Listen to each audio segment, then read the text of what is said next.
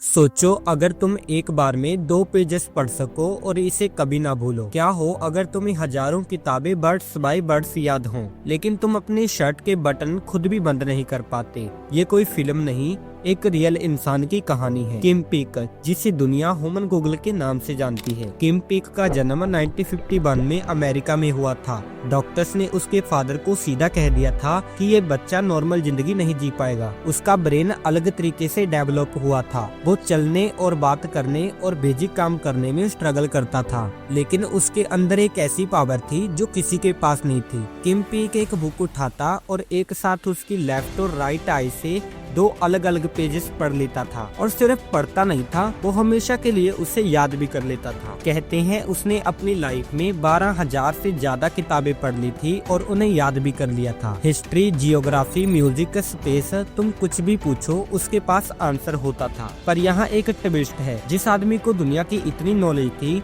वो अपनी daily life में डिपेंडेंट था। सिंपल काम भी उसके लिए मुश्किल था। मतलब यूनिवर्स ने उसे सब दिया, लेकिन एक चीज छीन ली, नॉर्मल लाइफ। फिर एक दिन हॉलीवुड ने उसकी स्टोरी देखी और उस पे एक मूवी बनी, रेन मैन। ये मूवी सुपर हिट हुई और किम पीक पूरी दुनिया में फेमस हो गया। अब लोग उससे देखने आते थे, उसकी नॉलेज सुनने आते थे। जो इंसान डिफरेंट था वो ही दुनिया के लिए स्पेशल बन गया। किम पीक की जिंदगी से हमें ये समझ में आता है कि परफेक्ट होना जरूरी नहीं होता, यूनिक होना जरूरी होता है। कभी कभी यूनिवर्स तुम्हें सब कुछ इक्वल नहीं देता, वो तुम्हें तोड़ता है, लेकिन दूसरी जगह तुम्हें इतना पावरफुल बना देता है कि तुम दुनिया में अलग दिखते हो।